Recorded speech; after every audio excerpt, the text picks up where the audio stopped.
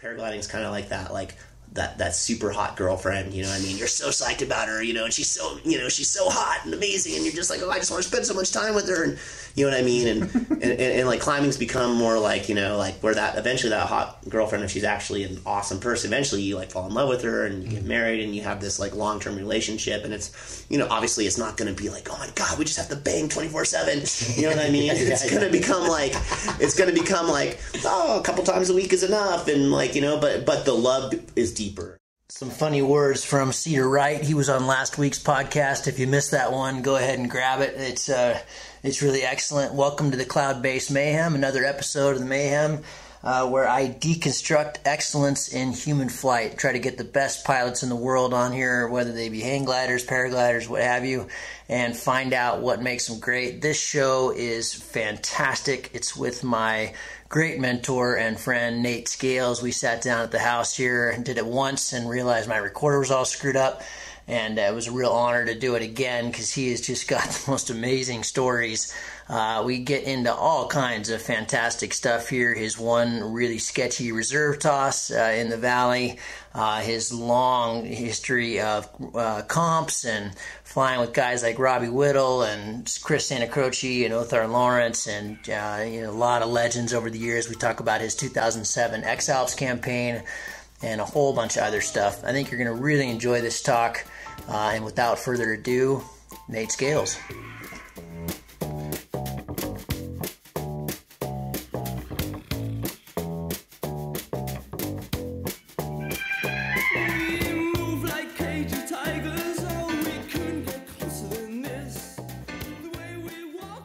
Hi Gav, how's it going? Great, man. How are you? Good.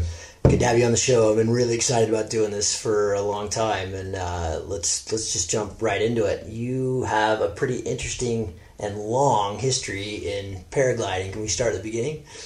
Yeah, I started in the spring of 1991. I was working in a ski shop in Sun Valley, Idaho.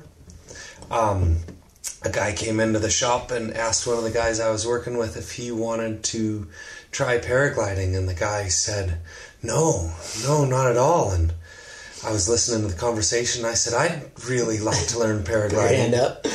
And he said, okay. And he took me down to the park in town here, and he showed me what a paraglider was. At that point, it was a rock climbing harness and an 11-cell glider. And we practice an inflation. And the next day we walked up Timber Gulch, about 400 feet. Yeah. And he launched me off the hill 3 times. And the day after that we went up Greenhorn Gulch, which was about 1,200 feet. And I flew down, and he said, now you know everything I know. You should go to Salt Lake City where they know a little bit more. You tapped his potential. I tapped his knowledge, but oh man, from the first moment, I was so excited. That first day, I went into after flying. My roommate worked at Atkinson's, and I went into Atkinson's, and he was a checker. And across the store, I just screamed, "I flew! I fucking flew, man! It was so cool!" So I was pretty immediately hooked at the very beginning. Right. And then you were saying you moved to Salt Lake like the next day? Yeah, so the next day I went to Salt Lake to see if I could get more of this paragliding. I bought the glider off of my instructor. Mm-hmm. What was the name of the glider? Condor SP11. An 11-cell glider. Because it had awesome. 11 cells. The last good cross-country flight I had in the Wood River Valley this summer, hitchhiking home, I started talking to the driver, and it was his glider that I had bought, Vance Hannawald. Unbelievable. 25 years later. 5 years later, I meet the dude. Wow, that's amazing. So I went to Salt Lake. There were people flying at the point. It was nothing like it is now, but you know, every day somebody would come out to fly, and I thought, this is awesome. Was like Santacroce around then? Totally. Really? Yeah, he was my first friend. Right. He was charging as hard or harder then than he is now. He was the man, you know, was and still is the man. It was pretty fun. Yeah. nobody believed he would live. He was 18 or 19. He lived in an RV, and he did exactly what he wanted, and nothing but what he wanted. Right. And there was another school there, Fred and Claudia Stockwell, and I went to them, and they were looking for an instructor, and I said, well, I think that I would be a really good person to be an instructor because I've just learned and I understand what all these people are going through. And I don't know why. I've got 3 days. But they agreed to give me a job and a place to live, and I came back, and that weekend I moved out of my house here and I moved into Utah and made paragliding my life.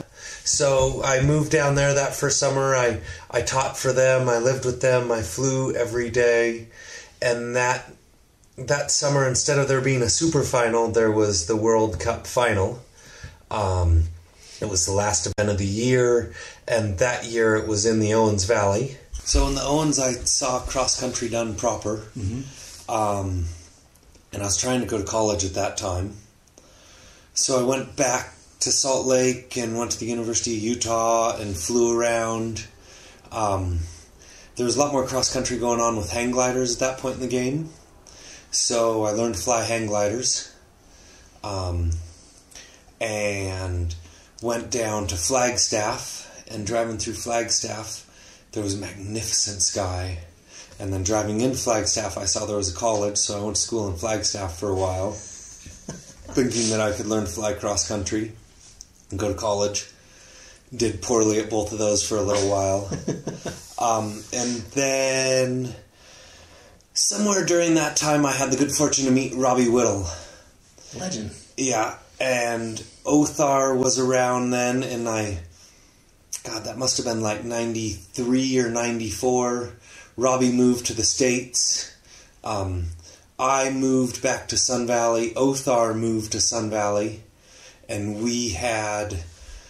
that was really fortunate because it was right after Robbie's crest. You know, he'd become the first person to win the hang gliding world championships and the paragliding world championships, and he was really good. He was designing gliders for Gin.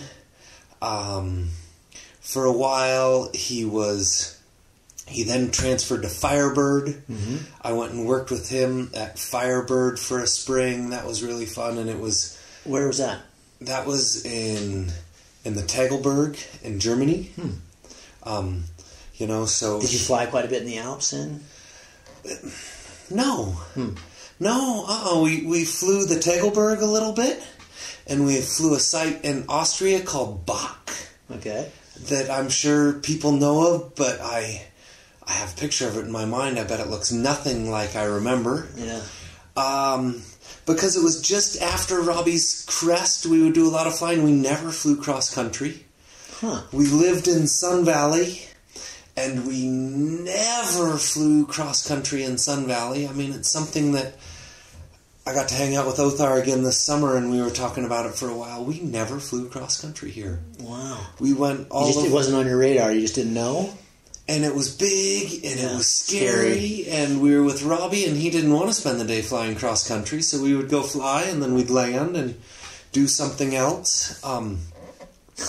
So, you know, he taught us about comp flying, and he took us around and showed us how to have a good time. And it just kind of progressed, you know, and I kept coming back to Sun Valley. And I was aware that it was good, but not from a cross-country standpoint. It was more just, it was a cool place. It was a cool place. Paragliders. And the hang gliders were flying cross-country. No way. We used to have hangies here. I always forget that. Yeah. You know, Chris Kastner flew from Greenhorn to Smiley Creek on the day of his wedding, like 40 miles, and it was like the coolest thing anybody had ever done in his hang glider. So we knew that it could happen, but we weren't doing it. And then Hansa started coming here to fly tandems, and in the usual Hansa way, he started pushing it, and we became aware that cross country was possible. Was this late 90s? this must have been mid-90s. Mid-90s, okay. 96, 97, 98. And we started flying cross-country, and we started seeing, and we started learning, and it started getting better. And now, after 20 years, it is so fascinating because now we're learning. I mean, I feel like maybe just this year, I think Farmer gets all the credit for it, but we can't fly roads. Yeah. We have to fly over the mountains because that's where all the lift is. And holy shit, if we're just learning this now in 20 years, imagine what we can learn in the next 10, 20 years. It's magnificent. Yeah. And so let's rewind, because we're going to talk a lot about the Wood River Valley because this place is badass. But rewind a bit to so you saw cross country, you got super into it, you came back to Sun Valley. When did it all start clicking for you in terms of when did the distance stuff start happening, and how I know comps have been a big part of your history, and is that more recently, or was that happening all back then because you saw the World Cup right off the bat? I pretty quickly realized that competitions were fun, super fun. I didn't know then, now how much I know that you learn at a contest. I've used this quote before, but they've got to be, they're these super smart people, that can figure out how to fly cross country, but they're crazy enough that they're willing to fly cross country. It's a really good combination of people that are crazy enough to jump off the side of a hill and smart enough to get a paraglider safely to the ground 2, 3, 4, 5, 6, 7 hours later. And give me some names. Who was around back then? Let's see. Urs Hari was there on the brand new Adele Super Space in a full downhill ski suit because we didn't have pods then. Yeah. Let's see. From the U.S., John Bouchard was good. Santa was good. Bob Schick from Salt Lake City was good. Robbie Whittle was there. And Olivier, the designer from Niviuk was there. No way. He was an 18 or 19-year-old kid. Awesome. I got to hang out with him, but to see people doing it proper was so awesome and so fun, and they were good and they weren't scared and competitive enough that they want to push each other. I think in the U.S. we're really lucky that it used to be super competitive. When I first learned to fly, there was two. It was fascinating. There was two camps. There was the Adele camp of Greg Smith and Robbie Whittle and Dave Bridges and Othar and myself. And then there was the John Yates Pro Design camp of Josh Cohn, Zach Hoisington, and it was pretty funny. At that point, it wasn't friendly. If you saw one of the other guys on the side of the road, really, you would drive right on by, give them the bird, throw a beer in their head. No problem. Really? Yeah. Isn't that interesting? Wow. I think of paragliding as just this incredibly, everybody's really concerned about everyone and everybody's helping each other out. And not even a little bit back then. So different. And so we've seen that morph a lot, but the competitions were always fun. There's no other group of people I know that want to get together and go hard for a week. Charge. There's no waiting. Everybody knows the truck goes up the hill at 9. The window opens at noon. The start's at 1. There's no dicking around. And so for me, the competitions were really, really fun. It was a good place to go. It was a great place to learn. Yeah, great place to learn. Because I had Robbie as a mentor, I I learned to fly pretty well, and in those beginning contests, I did well. But originally, before GPSs, we had a camera. I love this. And I took more bad pictures than anybody. I could have won several contests if I hadn't taken pictures of my thumb, of my knee, pulled out the camera and watched all the batteries just rain to the ground. Pulled out the camera, took the picture, let go of the camera, and watched the knot that I had tied come untied, and the camera just fall away. It was so soul-crushing. And where have you flown comps? You know, we used to have contests in Telluride, and Aspen, and Chelan. God, the good old days. Oh man, it was so... If anybody's out there, please run contests in Colorado, please. It is such spectacular flying. Yeah. 96, I graduated college, and that winter, I went to the World Cup in Brazil. It was magnificent. It was fun. It was a party. The flying was good, the food was good, the music was good, the girls were good, everything was good. And then we went to Venezuela, and it was really, really bad. The flying was bad, the food was bad, the hotel was bad, and the memories, everything there was really bad. And then from there, I went to Europe and worked for and with Robbie, who was the chief designer at Firebird at that time. Okay. And so I got to learn about trimming gliders with him. You know, he would test the gliders, and then when all the testing was done, I was the inexperienced guy to see what would happen when they released the gliders to the masses. Okay. So that was... You were the masses. Yeah. That was really fun. I got to learn a lot. I got to fly all over Europe. Cool. I got to hang out with Robbie. I got to be at Firebird. Yeah. That was really neat. And this was kind of in Robbie's, what year? Was that kind of his, was that when he was winning everything? That was 97, so that was after his heyday. Okay. You know, I think in 98 was when he introduced the serial class. Okay. He was still good, and if, you know, at that point, anything he wanted to win, he could. Yeah. But he had way more important things than winning on his mind at that point. Right. Okay. And then I liked the Wood River Valley in the summer, so I came back here. And so here, then, is that Hansa, Othar, is that time frame? Yeah, okay. So 97, 98. Othar was here. I mean, a lot of people don't realize that I think the Wood River Valley has probably had more national champions than anywhere else. Othar was national champion when he lived here. Dave Bridges was 2 times national champion when he lived here. Farmer was national champion when he lived here. But I don't know of any other flying site.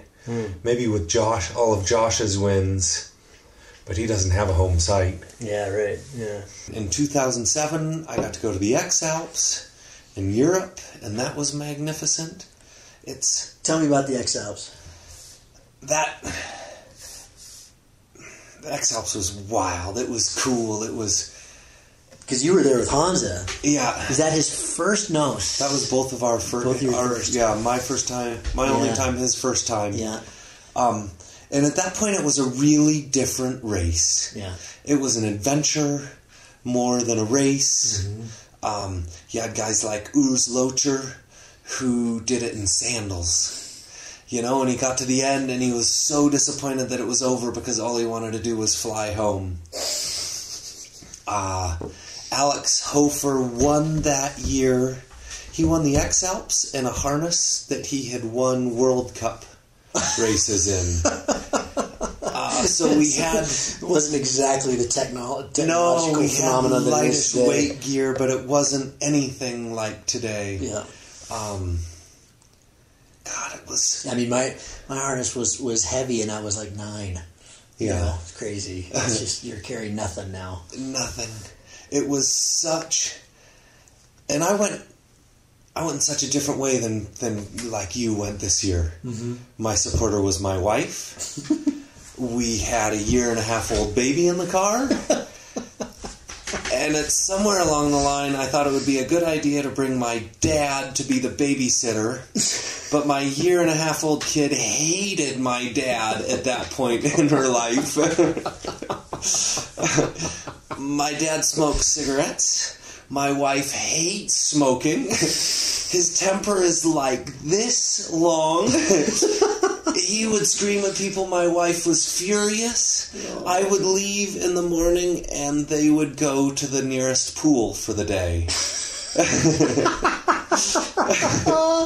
Yeah, a little bit different, I think. She would come and look for me in the afternoon or evening to see if I needed some food. She didn't have a cell phone. We didn't have radios. Quite often she would call the Red Bull organization and ask where I was. Okay, you get, just for hilarity's sake, you got to tell me about walking into Grindelwald. So, God, these are some pretty funny stories. It was the middle of the race, and I had hiked up the Grimsel the night before, taken off on... It's important to tell everybody, too, that this was before we had the mandatory rest. You guys could go as much as you wanted to go, whenever you wanted to go, right? Yeah. Yeah.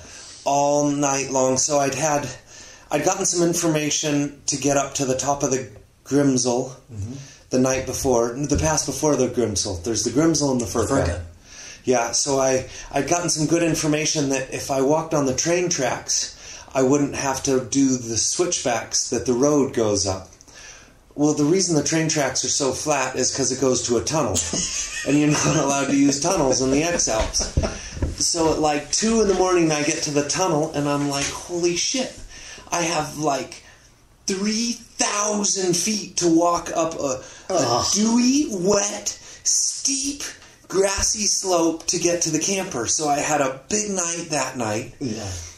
I got up to the pass, slept for maybe an hour, got up in the morning. I did not want to walk down the Furka, and then up the Grimsel again to get in, because we had to go to the Eiger that year. Oh, okay. Yeah. So I walked out onto the boulder field. I was on this massive boulder field. It was pretty much unlaunchable. But it was for sure that I was going to launch. There was no question about it. And there was 2 old Swiss couples, and I speak no Swiss German, and they spoke no English. But I was able to communicate, okay, if you guys could hold my glider up, I can jump across the tops of the boulders. And I jumped across the tops of the boulders and soared in the morning. Didn't go down, made it across the Furka and down into the valley there, going towards... That's a nasty valley, towards Interlaken. Yes, exactly. Yeah, there's a nice town there. And lots of big power lines everywhere. And lakes and nasty. So I landed. I shouldn't have landed. And I walked all day, and I walked up into Fürst, and I was coming over... This is now the next day. I've been walking for a day and a half, and it's hot, and I'm tired, and I come into Grindelwald, and it's Swiss Independence Day. And who the Swiss have ever claimed independence from, I don't know. But it was rad, because I'm coming over the pass, and I'm walking down into Grindelwald, and there's a full moon coming up over the Eiger, and there's fireworks going off everywhere, and it was one of those cool X-Alps moments. Yeah. And I get into town, and it's like 2:30, and the bars are getting out, and I'm not unpleasant, but I'm You're exhausted. Smashed. Yeah, you're smashed.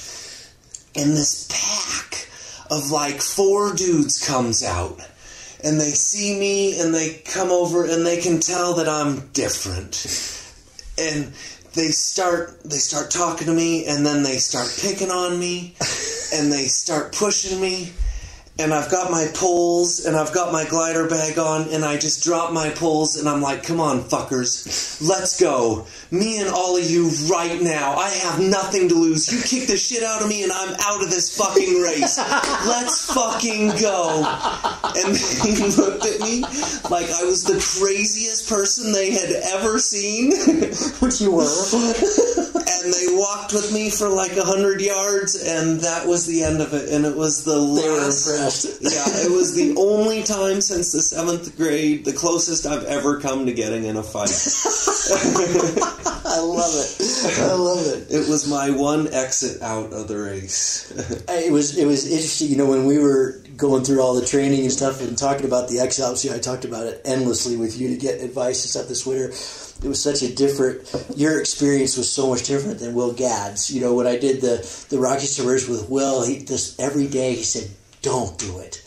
Don't go do it. Don't go. He hated it. Yeah. He hated that race. And I would say to anybody that has any interest in the possibility of the adventure to do it. I just thought it was the most terrific thing I've ever done. It was incredible. There's only one way to get to that place, you know? Yeah, exactly. You will get to that place. Yeah. And there's no shortcuts. Yeah. You know? And that place is magnificent. You just have to do it. It is magnificent. Let's rewind a little bit. I want to talk about, you know, of course, your big flight here, and we'll fast forward to that. But accidents. You had a massive blowout here that I want to hear about because that's pretty terrific. And then, have you ever been hurt? No, I've broken a wrist. Okay. I've hurt my knee a little bit in Aspen crashing once. Mm-hmm. But no, knock on wood. No. Yeah. And you had, tell me about your blowout here. You've only thrown once. Yeah. Okay. One time. What about your reserve? It was on the R10. At the beginning of the two-liner, it was that first year of the R10. And it was a north day here in Sun Valley, which we've learned is awful. Is a little bit bumpy. Mm-hmm. And it was post-frontal, which makes it a little bit windy and bumpy here, and I was flying north. I'd left the Wood River Valley, and I was in the Sawtooth Valley, and I was trying to get up to Stanley.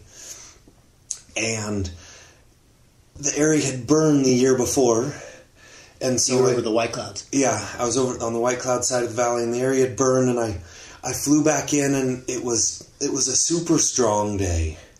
You know, it was middle of summer, it was post-frontal, and it was really strong, and I found the thermal, and I was turning left, and I was trying to core the thermal, and I just kept getting, the first turn I got bumped out of the core, and so I elongated my circle a little bit, you know, and adjusted it, and the second turn I got pushed out of the core again, and so I adjusted my circle. It was a ripper. It was a really strong climb. Yeah. Super duper strong climb, you know.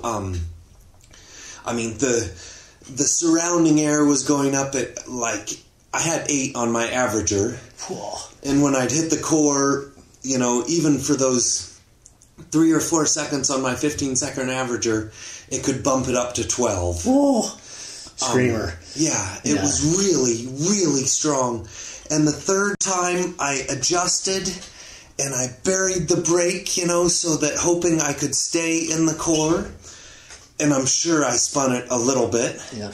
And it broke back and it shot really hard because it shot the energy of the spin and coming out of the corner, or out of the core, and it shot super hard. You were probably spinning the same way as so I'm coming out to the left, and I spun it left, and the thermal was going behind me right, and it shot super hard.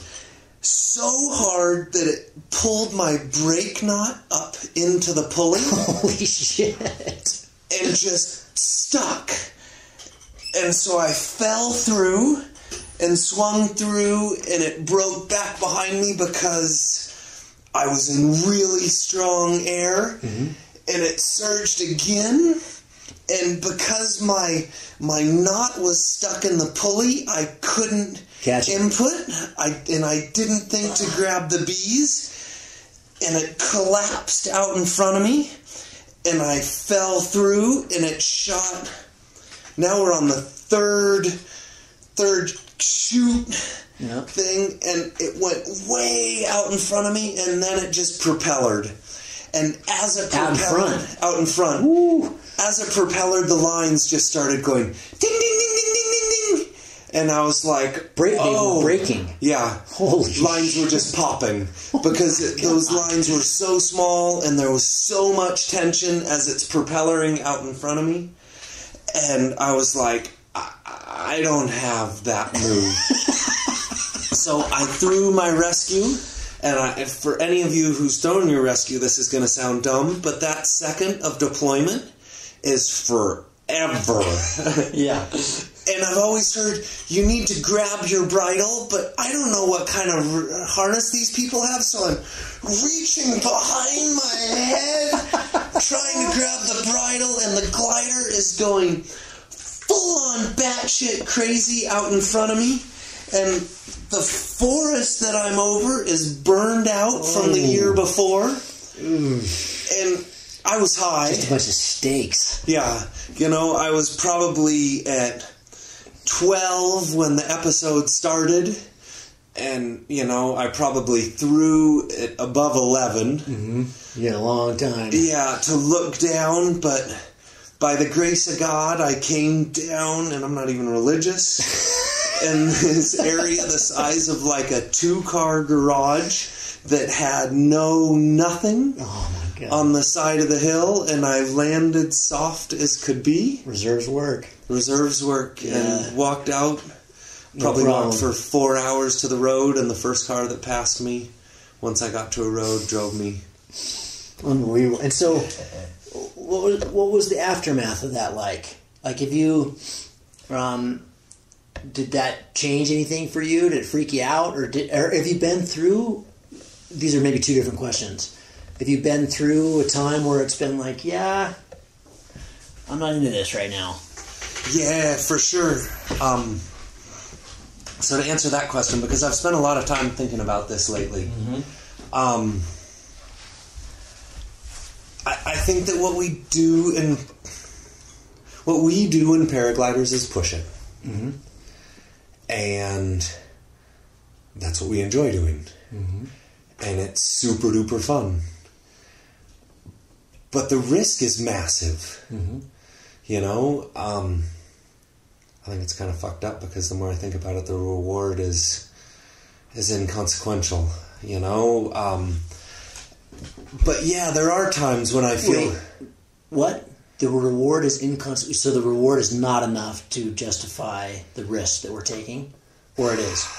It is. But what is the reward? Mm. The reward is that smile at the end of the day. Mm-hmm. The reward is being at cloud base on the Idaho-Montana border and knowing that you're the only person in the sky for 100 miles. Mm-hmm. What is that reward beneficial to humanity? Okay. No, I see what you're saying. but it's pretty special. Is it maybe what I live for? I'm unfortunately afraid. Mm. So, yeah. Did that make me step back a little bit at that point? Have there been times where I've stepped back massively? And that's a pretty personal thing. Yeah. And I think it's really hard. I think as beginners, people, they don't have the time frame or the patience, and the risk is really big. Mm-hmm. And then as intermediates, they still don't have the time frame or the patience. And I think I'm really lucky that I've played this game for a little while now, and when it feels good, God, it is so good. And if it doesn't feel good, I'm not smart enough to say that always, but I think that I'm aware to stop and say, hey, today's not my day. I'm not on like I need to be to do the things I want to do. Is that we're getting a little bit ahead of where I wanted to be, but I want to hear this anyway. Is that one of the reasons you flew an R11, you've been flying Ice Peaks, you've been flying comp wings for a long time, and we love flying comp wings. They're different. They're a different animal. But this year you backed way off. You were flying a Mentor in the beginning of the season, and now you're flying a Triton. I don't think you've flown a B or C in probably, a decade? Yeah, more. 15 years. 15 years. Is that part of it? Is it because have you just decided you want to be more safe, or have you decided that it's just what have you decided? Why? Because they are different gliders. They are different gliders. When Russ Ogden came here for the last World Cup and gave his talk, we were all on, comp gliders, myself included. Which, by the way, I'm going to cut in here. That talk, for all of you who are interested, is on my website, cloudbasemayhem.com. It's a 45-minute video. I got super lucky to turn a camera on that day. It is amazing. It's a must-watch, so check it out if you want to. It's fantastic. And he talked a lot about these gliders, comp gliders, and how on your game you have to be to fly a comp glider. And our comp gliders, paragliding's dangerous. Mm-hmm. Are comp gliders any more dangerous? Maybe a little bit, but for the level, I'm a middle-aged, middle-class white guy. I've got 2 kids and a wife. I would like to go paragliding every day, but it doesn't happen. So I think, to stack the odds in my favor, I am a little bit safer flying a certified glider, and do I think a certified glider as opposed to a comp glider? I think today's comp gliders are super duper hot. Mm-hmm. Everybody I know who's flown a comp glider this year has crashed them, or thrown a rescue or come down hard. Is that bad? No, it's back to that risk and reward that we were talking about earlier. For those people, the risk is worth the reward, and like our local pilot, Mitch, who flies paragliders all year round. Mm-hmm. He does acro, he does tandem. Every day that's flyable, he's flying a paraglider. Do I think it's suitable for Mitch to fly an R11? I really do. But I'm not that guy. Mm. When I hear people bitching about comp gliders, I really think that's inappropriate, because I think for people like Mitch, and I definitely don't mean to put words in his mouth here, and the guys that are pushing it on the World Cup, they are looking for that highest level of performance. Mm-hmm. They are looking for the cutting edge. They don't want an ENB glider. They're not, that's not going to fulfill them with what they're looking for. Mm-hmm. So I think to limit it is crazy, because I think that most of the people that are doing the limiting are way more dangerous on their ENB glider, because they're not as current or aware of the conditions, the circumstances, and the glider as the people that choose to fly hot gliders. Mm-hmm. Those gliders have a whole different feel, and it becomes pretty obvious pretty quickly that it is a different beast that you're flying on. And so for me, I chose this year, well, I've watched the Mentor Mania, in Europe for years. Mm-hmm. And I wanted to see what they were doing, how are those guys flying so far on ENBs? And now this year, flying an ENC glider, my own personal conclusion, and it might be wrong, is that, the flying in Europe is different. Do I invite those people that are doing huge flights on Bs to come over here and show us how to do it? Yes, please. We would love to have you here. Yeah. and I think you can do it here, but we don't yet have it figured out, and the flying is different. Do I think I would have been safer this year on an ENB than I am on an ENC? No. I think a little bit the opposite. I'm used to shorter brake travel and having a little bit more feel, a little bit more reach to look for strong bits of air, and I feel that flying the Triton instead of the Mentor, I made the best decision I could this year. So transitioning from your big flight 3 years ago, you went 199 miles deep into Montana, which we'll talk about. Have your goals changed? Back then, that happened on a great day, and that probably wasn't your plan when you launched off the mountain. It never is for any of us. We hook into the right day and things go right, and it's just terrific. But if tomorrow we had the perfect day, what are you dreaming about now? Have things been scaled back? Also because you're scaling things back with the wing, or I understand you've scaled things back a little bit because you're not getting the hours. You're feeling like you're just making a smart decision that you're not as current. This is where I need to be on a wing. Have your goals changed too? No. Okay. I want the Idaho record back from you so bad. I know you do. This spring, my goal, my dream day when you went to Europe and Farmer was going to Texas was that someday at the beginning of July, I would get the Idaho record back, Farmer would get the world's record, and you would make it to the raft in Monaco. That'd be pretty good. No. Yeah. I want to fly. No, I think if anything, now that I'm 42, I'm like, holy shit, I'm a middle-aged white guy. The next step after middle-aged white guy is old white guy, and my goals are bigger and more than ever before. I hope that I have a little bit of experience now so that I can choose to push those goals on the right day, when the conditions are appropriate. No, my goals haven't. It seems to me like you're as passionate as you've ever been, if not more so. Yeah, I'm as hungry as ever. I do. I don't know. So this is something that I think people ask me all the time, like, what, and I've got a fraction of the experience in the years that you do and Farmer does and Nick does, and but I was asked this morning, how are you still so fired up about this? Talk about that, because it's just like, I find that we're participating in something that the learning curve is still just radical.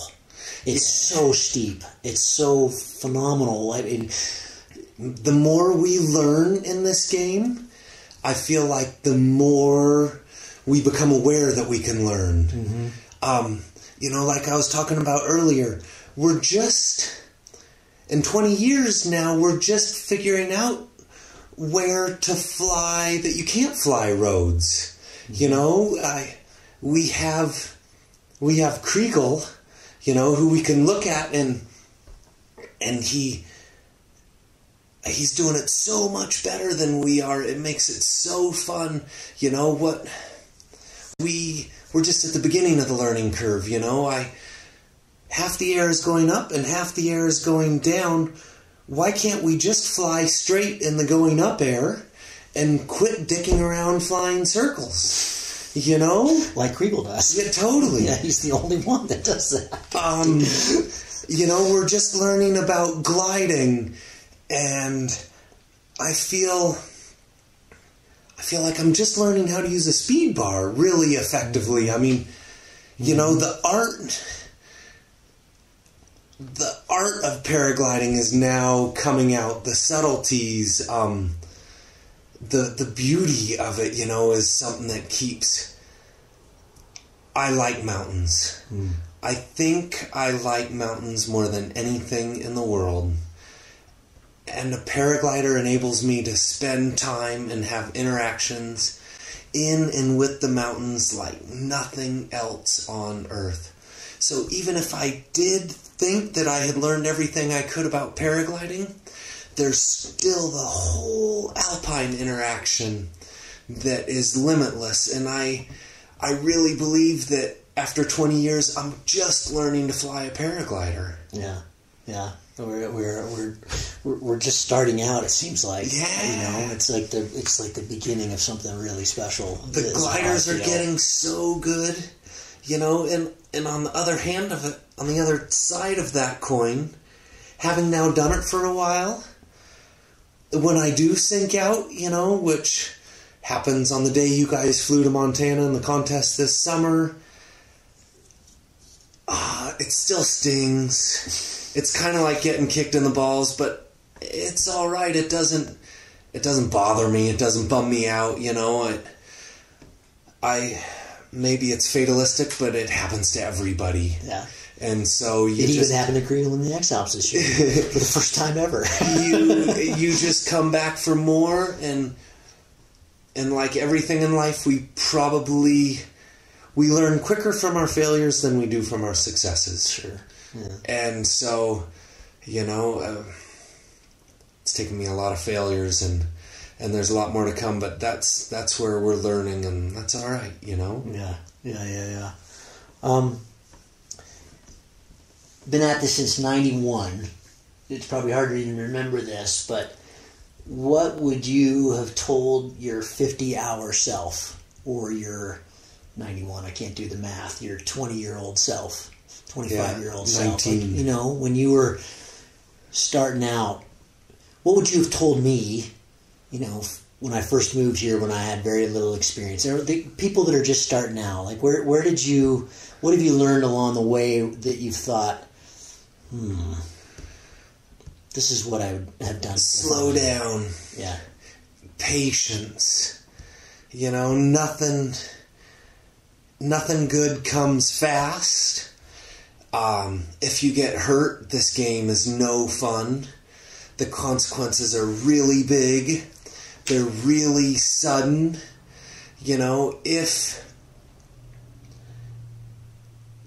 If you can live to fly tomorrow, that's really good. Take it easy. Were you aggressive when you started out? Super. Yeah. Terrible.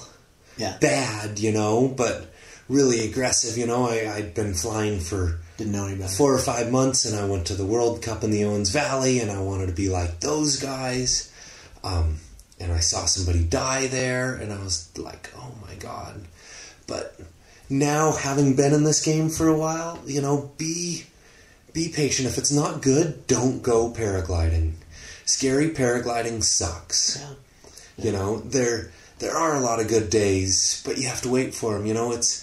It's now September 4th or 5th, and we had almost no good flying in August. Yeah. And that's okay. It was a total bummer and it was a wash, but I would much rather be sitting here now looking at, look, we had no good paragliding. I've heard several stories of people that came through town, and went up the hill, and there were multiple Enzo stalls and spins, and fortunately I don't believe anybody got hurt or no rescue tosses, but in the last month a lot of people got really scared trying to push it. And scared is, in a lot of ways, just as bad as getting hurt. It's pretty hard to get that head back. Yeah. And wait. There's time to push it. And I'm definitely not saying don't push it. Yeah. But push it when it makes sense. Yeah. Most importantly, push it when you feel good. When you're aware and you're on it. Yeah, there's you're on it and you're not. All this safety talk lately, how we need to make this safer. I don't know if we can make it safer. Mm-hmm. And I think that a lot of the fun of our sport is that the focus that's required. Mm-hmm. Everything else we do, everything else I do during the day, I'm spacing out. Think about other stuff. I start at something and then I buzz off to do something else and I'm daydreaming of something. But the reason for me paragliding is so fun is because I'm all in. You know, I don't have a lot of bandwidth, but all of my bandwidth is going to flying the paraglider and climbing the paraglider and keeping the paraglider open and gliding the paraglider and where the next lift is and what my options are and I'm able to do that because I know if I make bad decisions I could get hurt or die. And that is, I don't mean to sound dumb, but that's a big part of the fun of it, you know? That is that focus, that clarity. Your quote from the Sierra Safari. Yeah. People spend a long time trying to learn to meditate and to be present. And I just take off and shit's okay. Yeah. I don't have mortgage problems and work problems and phone calls that I need to return. I need to go paragliding and it's going to be good. Very cool. This is one of the things I wanted to ask you. Have there been, like, turning points, you know, when you look back at the last 20-some-odd years of flying paragliders, have there been moments or mentors or times where things have been like, I'm at the next level. This is something. Was it the big flight to Montana? Was that, or were there times where you've been kind of like, wow, I've kind of got this. In a, you know, I've figured something out. No, I think like we were talking about earlier, the more I learn, the more I see that we can learn.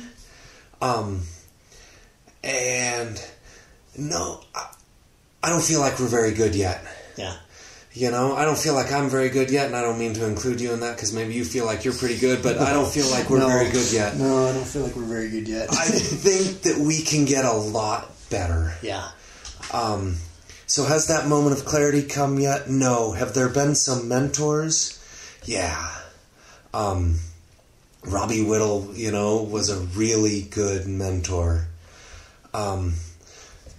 My first instructor, Claudia Stockwell, she gave me some good advice. Put all of your flying stuff away before you get fucked up after flying. That's a good one. Forgotten that.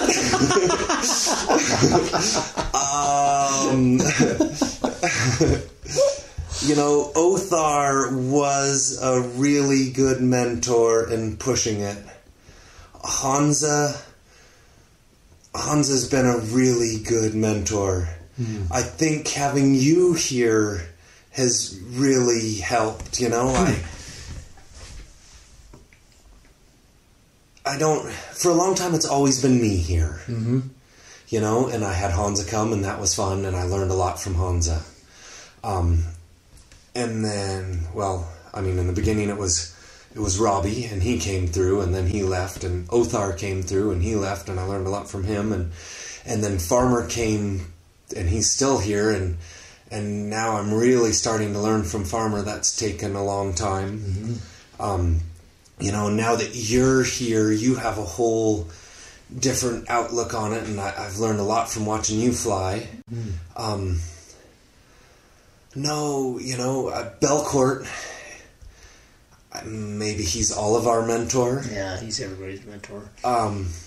You know, he's teaching us about style. Mm-hmm. Aesthetic. Yeah, which is maybe in our sport where there's no real rewards. That's the best thing we can have is style. Mm-hmm.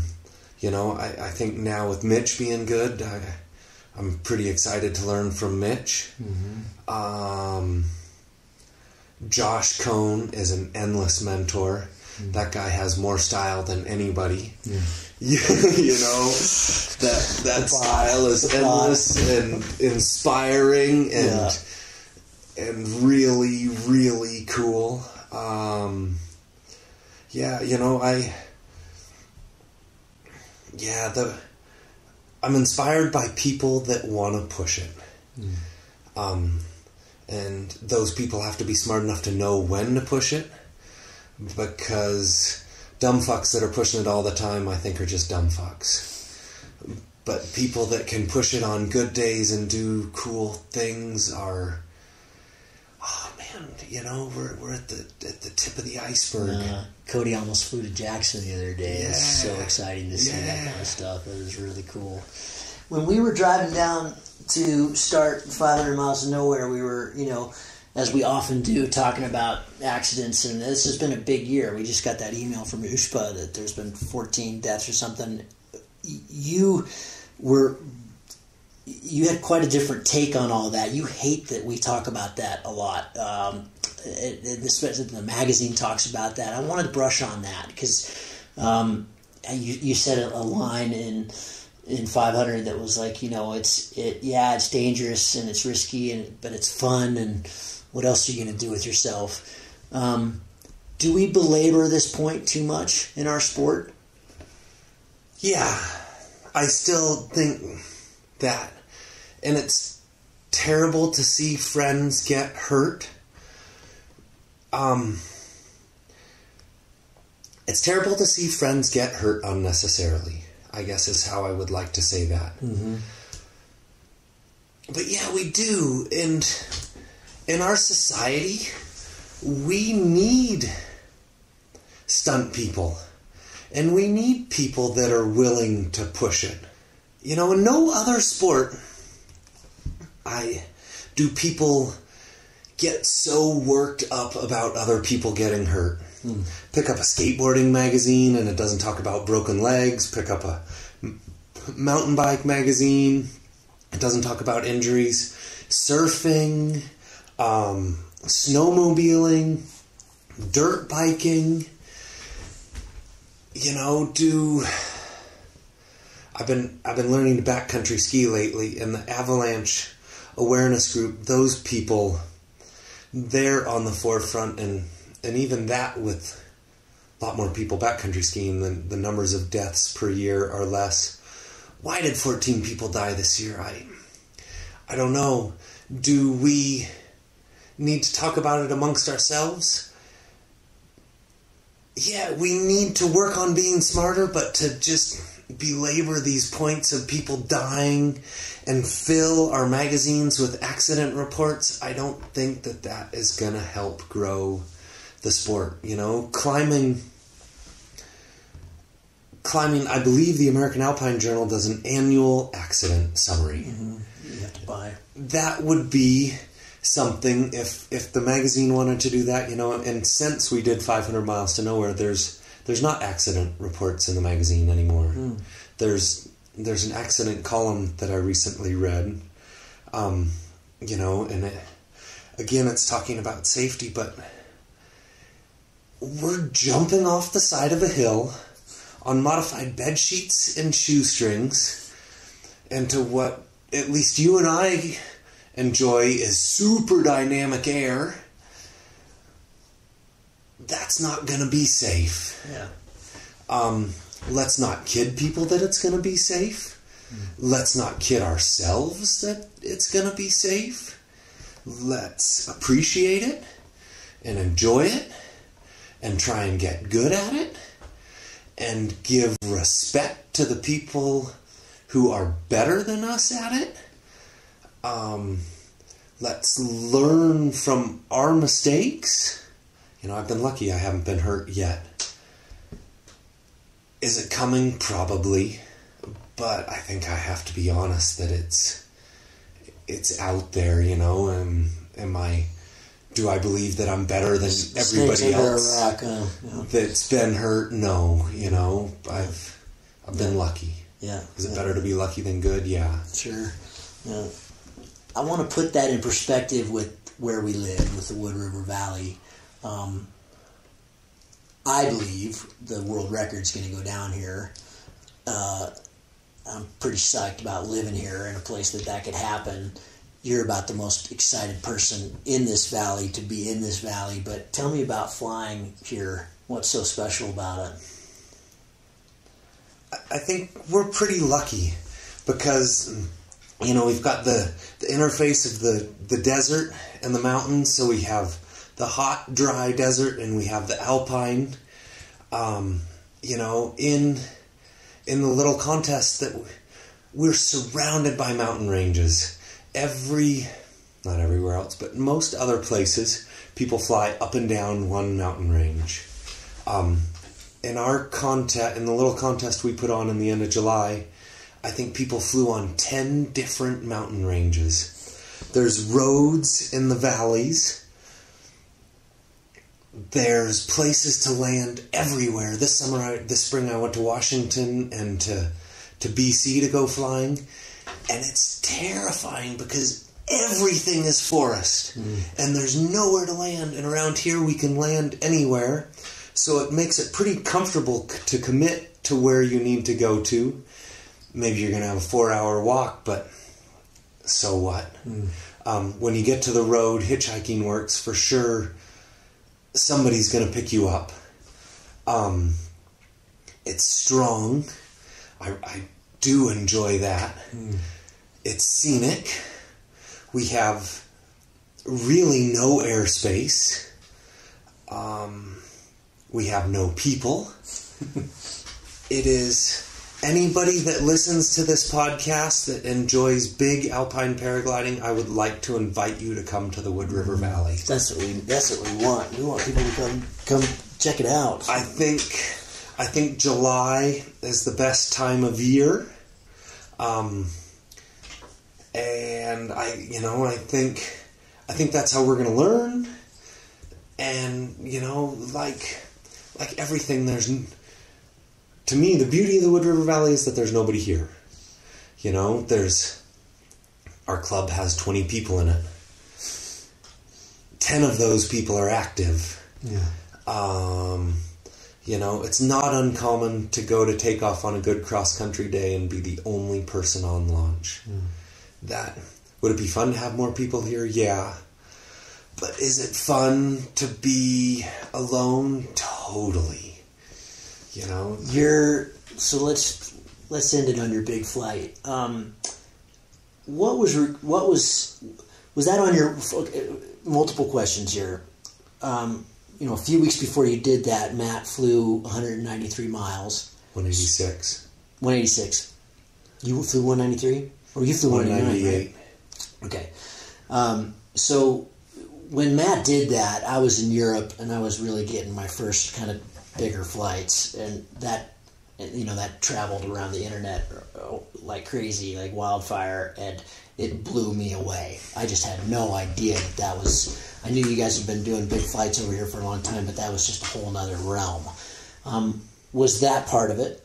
And then, in terms of just inspiring you, but also did you set out that spring to be like, I'm going to go 200 miles this year, or I'm going to fly deep into Montana this year? Was that something that was always on your radar? It had been for years, or was that something that had just happened?